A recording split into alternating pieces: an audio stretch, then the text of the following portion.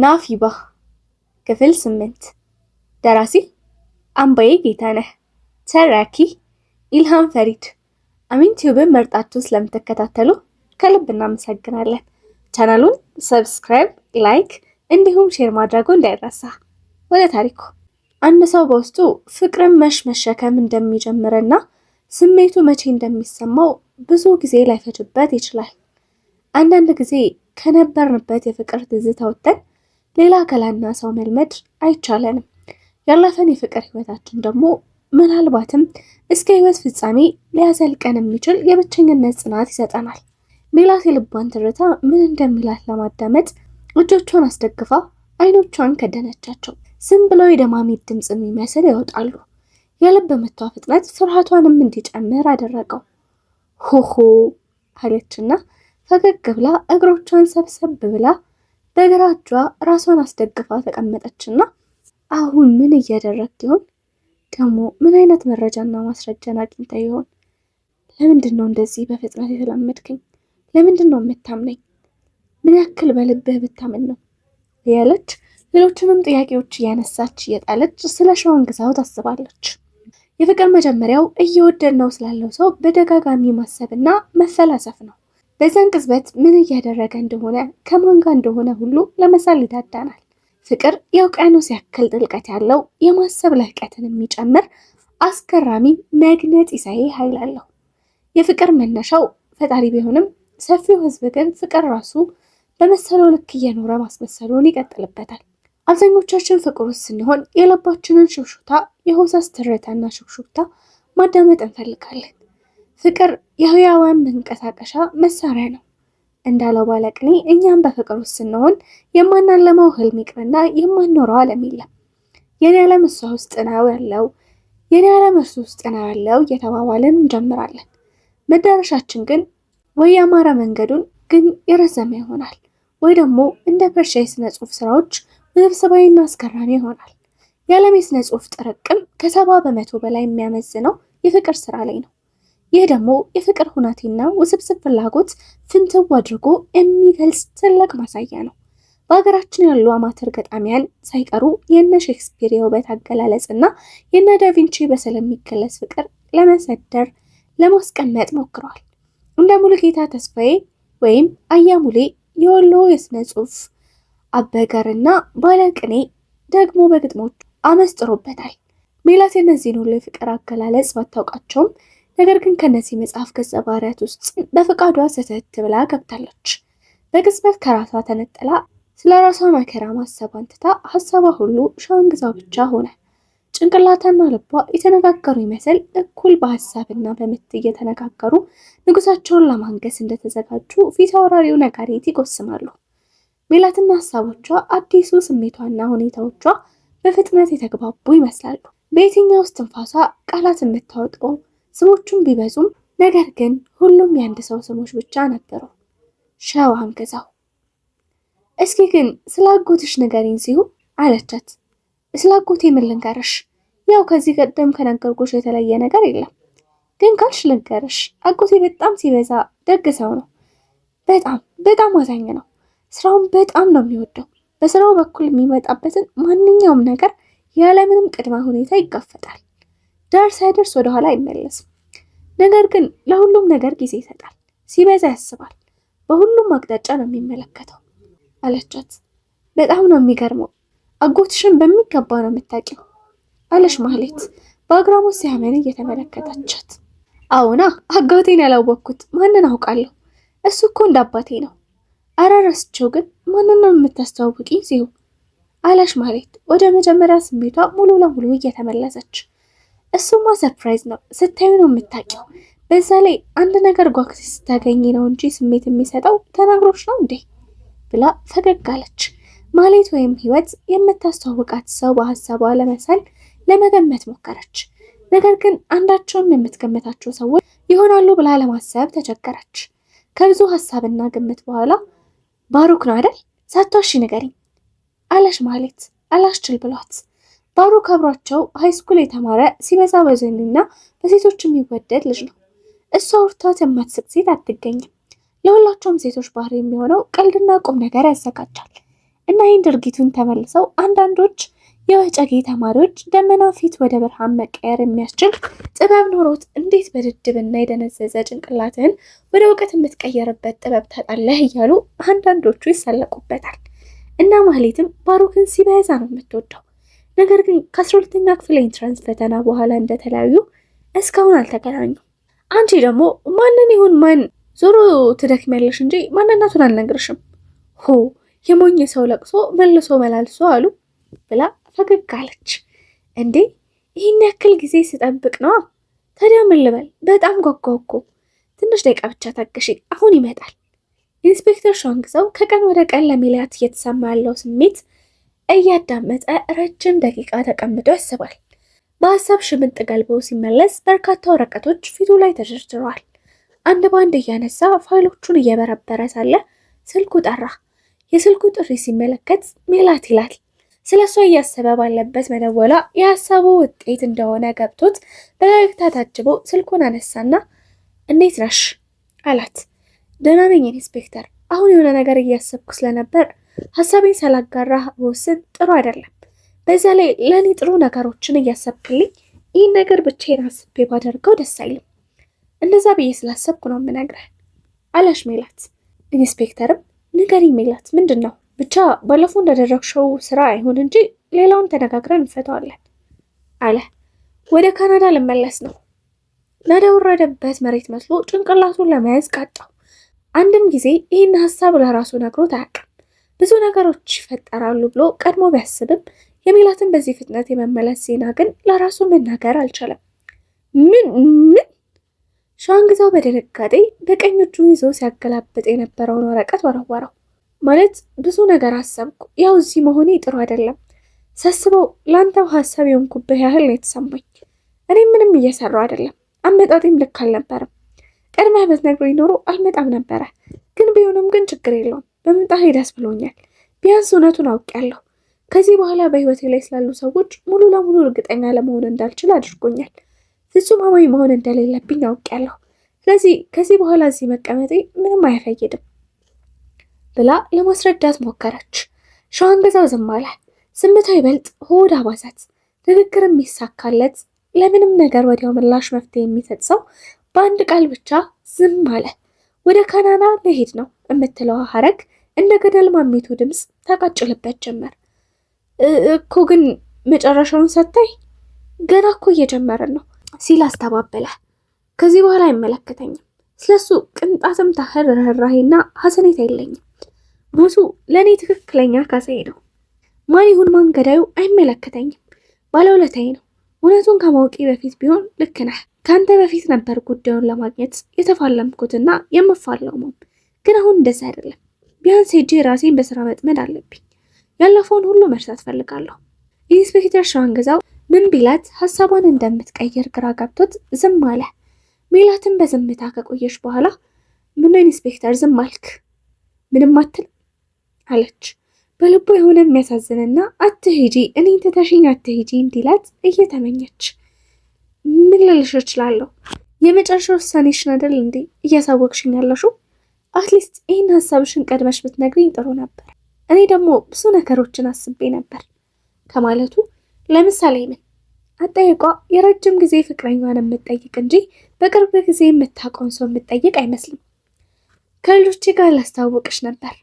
ሜላትም ትንሽ ካሰበች በኋላ እና እስክታወቀኛ እንዲያውም እስካሁን በደንብ ተዋውቀን ጓደኛሞች እንሆን ነበረ።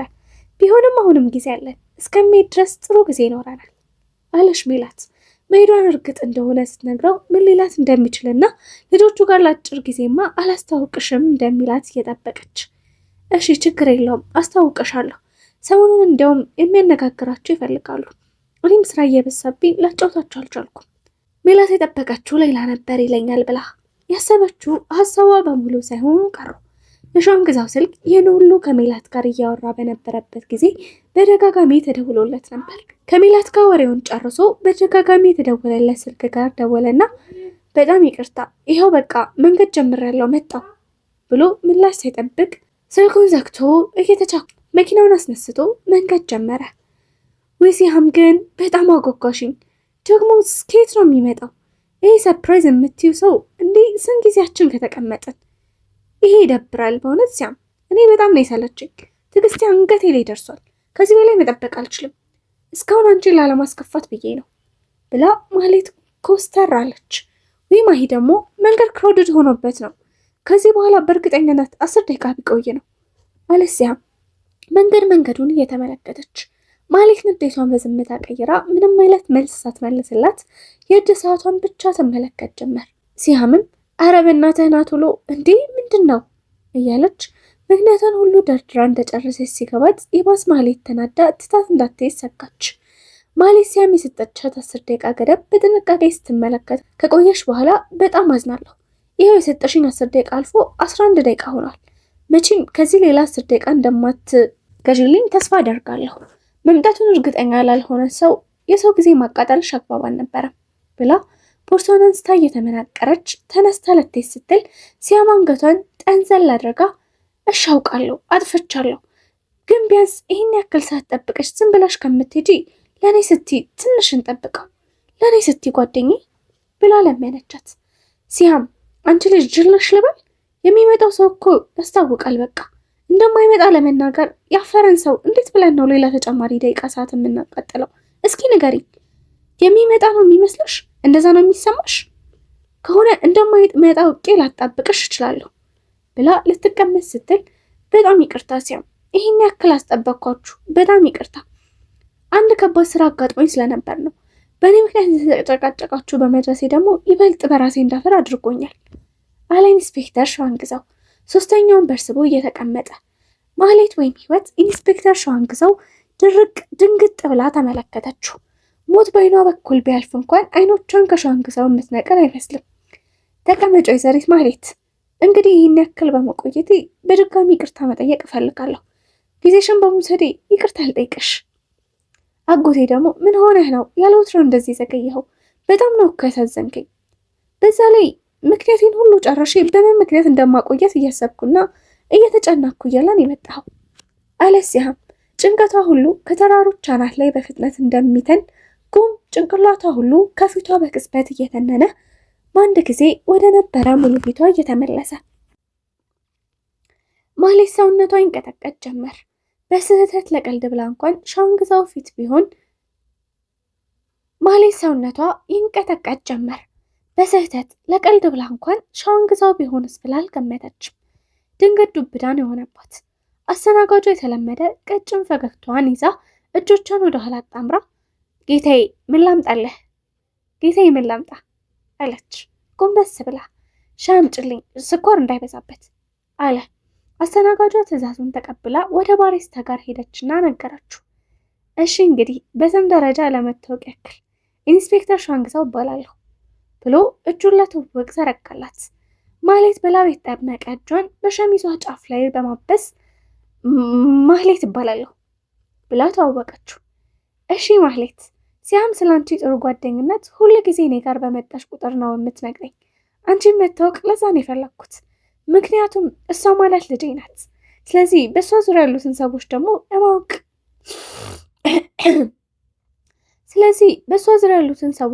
የማወቅ ግዴታ እንዳለብኝ ይሰማኛል። ምክንያቱም ጓደኞቿ ምን አይነት ስብዕና አላቸው የሚለውን ለማወቅ ስለሚጠቅመኝ። ተሳሳትኩ ሲል ጠየቃት። እረ ልክ ነህ፣ ያው ውለው የጓደኛህን ይመስላል አይደል የሚባለው አለ ሲያም ፈገግ ብላ። እውነት ብላሻል ወንድሜ ልጅ ብሎ ወደ ማህሌት ሲያይ ዝም ብላ እነሱን ትመለከታለች። ማህሌት ሲያምና ሸዋንግዛው ተመሳጥረው እንደሆነ ገባት። ነገር ግን የሁለቱ መመሳጠሪያ ምክንያት ምን እንደሆነ ሊገባት አልቻለም። ሲያም ላይ የሆነ ጥርጣሬ ቢኖር ኖሮ ከሁኔታዋ ለመረዳት ትችል እንደነበር ገምታለች። ነገር ግን ይህ ሀሳብ ሸዋንግዛው እንዳሰበው ለማወቅ አፍታ አልፈጀባትም። ሲያም ቀለል ያለች ልጅና ስሜቷን ለመግለጽ የማትከብድ ልጅ ስለነበረች ነው ማህሌት ከሲያም እርግጠኛ የሆነችው። ሸዋንግዛው ዝም ብለው እየተመለከታት ነው። የወንጀሎቹን አይን ውስጥ አለመረጋጋት ስለሚታይ ነው ዝም ብሎ የሚመለከታት። ለምንድን ነው እኔን ለማግኘት የፈለግከው ኢንስፔክተር አለች ማህሌት ራሷን እንደማረጋጋት አድርጋ። አንዳንድ ጥያቄዎችን ልጠይቅሽ ነው የምፈልገው። ስለዚህ ሁለታችሁንም አብራችሁ እንድትመጡ ፈልጋለሁ። ማለት ወዴት ነው አብረን የምንመጣው? ማህሌት በመገረም በመደንገጥ ሆና ጠየቀችው። ወደ ፖሊስ ጣቢያ አላት። ሲያምና ማህሌት አንድ ላይ ተቀምጠው እየተያዩ ምንም ሳይናገሩ ፖሊስ ጣቢያ ደረሱ። ኮንስታብል ወደ እኔ ቢሮ ወሰዳቸው መጣው አለና ሸዋንግዛው የአሳንሳሩን መግቢያ በተን ተጭኖ ስልኩን ነካክቶ የሆነ ሰው ጋር ደወለ። እያወራ አሳንሳሩን መጠበቅ ጀመረ። ሲያም ባጎቷ ድርጊት ተደናገጠች። ምን እንዳለ ሁላ ተጠራጠረች። እሺ አሁን የምጠይቃችሁን ጥያቄ በየተራ ትመልሳላችሁ። በቅድሚያ ሲያም የምጠይቅሽን ጥያቄ በትክክል እንድትመልሽልኝ ይፈልጋለሁ። በዛ ሰዓት ማለትም እኔ የእነማያ ቤተሰብ ጋር መሆኔን የነገርኩሽ ላንቺ ነው። በዛ ሰዓት ሳውራሽ አጠጋብሽ ማን ነበር? ሲያም እየተንቀጠቀጠች ማንም የለም አጎቴ አለች። በቅድሚያ አጎቴ እያልሽ እንዳትመልሽልኝ፣ እዚህ ኢንስፔክተር ነኝ አለና ኮስተር አለ። ሲያም የምታየው ሰው አጎቷ ይሆን ጠላቷ አልገባት አለ። ፍጹም የማታውቀው ሰው ሆነባት። እሺ እኔ የማውቀው ነገር የለም። በእርግጥ ካንተ በኋላ ማሌት ስትጠይቀኝ ነግሬያታለሁ። እሺ ማሌት ለምንድን ነው ስለኔ ጠየቅሻት? ስለኔ ለምን ማወቅ ፈለግሽ አላት። እኔ ስለአንተ ማወቅ ፈልጌ አይደለም የጠየቅኳት። የት ሆነሽ ነው ምናምን ብያት ቤት ስትለኝ አጎትሽ ጋር እንደምትሄጂ አልነገርሽኝም ነበር ብዬ ነው የጠየቅኳት። በዛ ወሬ የተነሳ ነው እንጂ እኔ ስራዬ ብዬ አይደለም የጠየቅኳት። እሺ ጥሩ አውቀሽ አልጠየቅሻትም ከተባለ ወዲያው እኔ እዛ መሆኔ ለሲያም ከተናገርኩ በኋላ የማላውቀው ሰው እየተከታተለኝ ነበር። መኪናውንም ለማጣራት ታርጋውን ቼክ ሳደርግ አድራሻው የእውነት ሆኖ ነገር ግን ታርጋ የተለጠፈው የሌላ ሰው ታርጋ ነው። ታዲያ ይሄ እንዴት ሊሆን ይችላል? ከሁለት አንዳችሁ መረጃ ወጥታችኋል። ስለዚህ እውነቱን ንገሩኝ፣ ካልሆነ መረጃ እስክሰበስብ ድረስ ወደ ማቆያ ትገባላችሁ ብሎ ኮስተር አለ። ሲያምና ማህሌት በፍርሃት ታያዩ። አራጎቴ ማለት ኢንስፔክተር፣ እኔ በበኩሌ ምንም የማውቀው ነገር የለም አለች። ኮንስታብል ና ወይዘሮ ሲያምን ወደ ማቆያ ውሰድልኝ አለ። ኢንስፔክተር ሸዋንግዛው ፊቱን ደመና እያስመሰለው።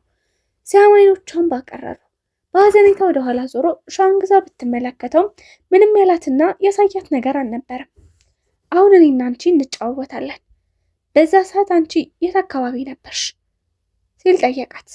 እዛው ሰፈሪ፣ እዛው አካባቢ ነበርኩ። እሺ ጥሩ። ዋና ሳጅን አቤል እንዲጠሩለት በር ላይ ለቆሙት ፖሊሶች ጠርቶ ነገራቸው። ዋና ሳጅን አቤል የኢንስፔክተር ጥሪ እንደደረሰው በፍጥነት የፖሊስ ሰላምታ ሰጥቶ ምን እንደሚፈልግ ጠየቀው። ኢንስፔክተር ሸዋንግዛው በጆሮ የሆነ ነገር አንሾካሾክለት። ዋና ሳጅን አቤልም ራሱን ነቅንቆ እሺ አለቃ አደርጋለሁ ብሎ ወጣ። በቃ እኔና አንቺ ለጊዜው ጨርሰናል። ኮንስታብል ሰመረ ወይዘሪት ማህሌትን ወደ ማረፊያ ክፍል ውሰዳት፣ ቦርሷንና ስልኳን እንፈልጋለን አለና ፊቱን ስልኳን ተቀብሎ እሷን ወደ ማረፊያ ቤት ሸኛትና ረስቸው ወይዘሮ ሲያምን ይዛልኝ ነው። እሺ አለቃ በማለት ኮንስታብል ሰመረ ትዕዛዙን ተቀብሎ ማህሌትን ይዞ መጣ። ሲያም አንገቷን ደፍታ ተቀመጠች። ሸዋንግዛው ለትንሽ ሰከንድ ተመለከታት። በጭራሽ ሸዋንግዛውን አይኑን ለማየት ፈራች። ምንም እንኳን በአንዱ ድርጊት ውስጥ ባትገኝም ነገር ግን ከማህሌት ጋር እኩል የፈረጀበት መንገድን አልወደደችውም። በውስጧ ተናዳበታለች፣ አዝናበታለችም። እስቲ ቀና በይ ወንድሜ ልጅ አለ ወንበሩን ወደ ጠረጴዛው እየለጠጠ።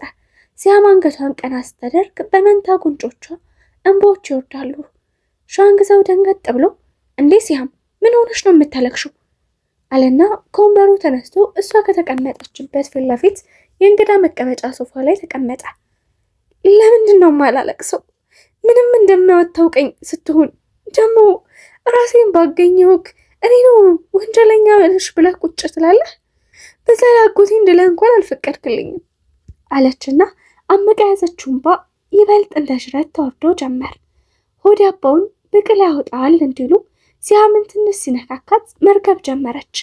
ኢንስፔክተር ሸዋንግዛው ቀስ ብሎ አጠገቧ ተቀመጠና ምንም ቃል ሳይተነፍስ በጉንጮቿ ላይ ረሰረሰውን እንባዋን በመዳፉ እያበሰ እንደዛ እኮ አይደለም ሲያሚ፣ ማህሌት ያንቺ ጓደኛ ናት።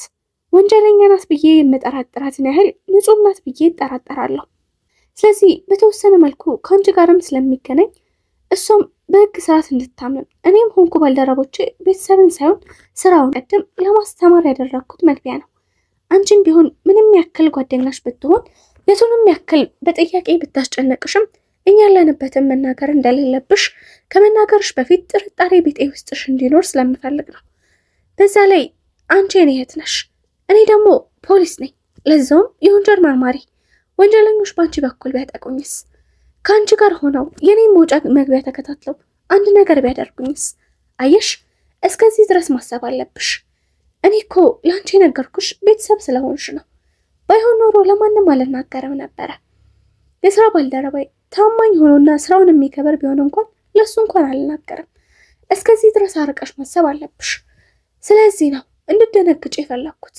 ሳልፈልግ የተቆጣሁሽ አንቺ እንድትታረሚ ነው። አይበላውና እኔ አንድ ነገር ብሆን ቡራክዬና ላዛርዬ ምንም የሆነ ይመስልሻል? እናታቸውን የማታው እኔ የማታው እንዴት ነው የሚኖሩት? እነሱን እሺ ታያቸው፣ እኔስ ከእነሱ ተለይቼ መኖር ይቻለኛል? ንገሪኝ ወንድሜ ልጅ። አየሽ፣ ይህን ያክል ነው የሚሰማኝ። አንቺስ ቢሆን ጸጸቱ ናችሁም አይደል? አዎ በደንብ ነው ጸጸት ውስጥ የምትወድቂው። እና ላዛር ባዩሽ ቁጥር ሰርግ ሲጠይቁሽ በሐዘን እንደምባ ታነቢያለሽ። የሁላችንም ህይወት በአንድ የስልክ ወሬ ያበቃለት ማለት ነው። ስለዚህ ብልህና አስተዋይ መሆን አለብሽ። በእርግጥ የዋህነት ነው፣ ያ መልካም ነው፣ ግን ልክ አለው። አሁን የማህሌትን ስልክ ለምርመራ ልከነዋል። የስልክ እጇ ከተወሰኑ ሰዓታት በኋላ ይደርሰናል። እንግዲህ የሚፈጠረውን አብረን እናያለን አለና ተነስቶ ልሄድ ሲል ሲያም ብድግ ብላ ተጠመጠመችበትና አጎቴ ይቅርታ፣ ይህን ሁሉ አላሰብኩም አለችው። አውቃለሁ ሲያሚ፣ አውቃለሁ የኔ ቆንጆ፣ አታልቅሽ። በሚገባ ነው የማውቀው። ለምን እንደነገርሻት ራሱ እረዳሻለሁ። ጓደኝነት ውስብስብ ሀረግ ነው። በተለይ አንዳንድ ጓደኝነት ከቤተሰብነት በላይ አልፏል አለና በተራው እሱ ደግሞ ቀለል አድርጎ እያባበላት ይልቃውን ሂጂና ቤትና ላዛርን አጫውቻቸው፣ እኔ ስጨርስ እመጣለሁ አለና ግንባሯን ሳም አደረጋት። ክፍል 9 ይቀጥላል።